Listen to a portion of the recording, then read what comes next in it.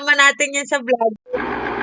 Hi mga kapreni! Pagkatapos ko ng paliguan si Rowie, naliligo na rin ako. Mangyari nga tinatamad ako. Ewan ko ba kapreni, ganun ako minsan. Naligo ako kahapon, kinabukasan, tinatamad ako maligo. Medyo mahina lang ang boses natin ngayon dahil natutulog ang bata. Sinabayan ko ng voice over dahil pagising nito, hindi na ako makakapag voice over. Sana maintindihan nyo yun, ang ano nyo. Huwag kayong napaka-ano nyo. Kumuha ako ng damit pang palit. Ay lumundag lang si kapreni, nakapagpalit na. O diba? Budang tamad sa katawan nitong nanay na rin. Pag-uwi ng Daddy Chester, huwag ganyan ha. Lahat nun aamuyin. Charis! Joke lang yun. Bawal magalit dito ha. Dapat ako lang. Sorry na. Damit to ni Kuya Ken. Ilang beses lang nasuot kapreni. Maliit na sa kanya. Kinuha ko na. Ako na lang ang magsusuot. Tinubuan na naman ako ng sugat kapreni. Nasa lahi namin kapreni. Dati napakarami kong sugat na ganyan. Lalo na sa daliri kapreni. Kasakit. Nawala na to Nung nag-diet ako, nag-no-rice ako kapreni. Ngayon, nagkaroon na naman ako. Hinahayaan ko na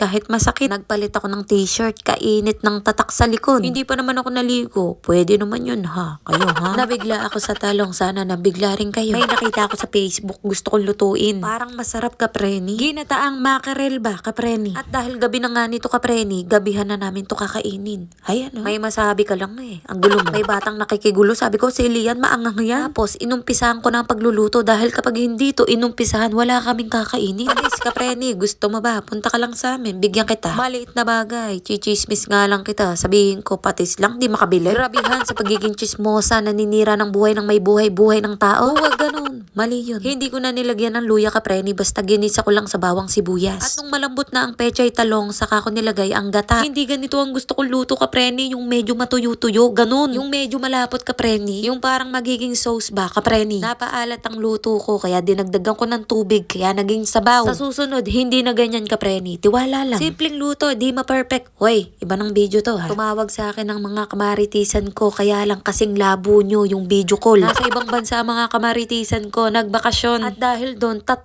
buwan akong hindi nakakasagap ng balita, ng chismis.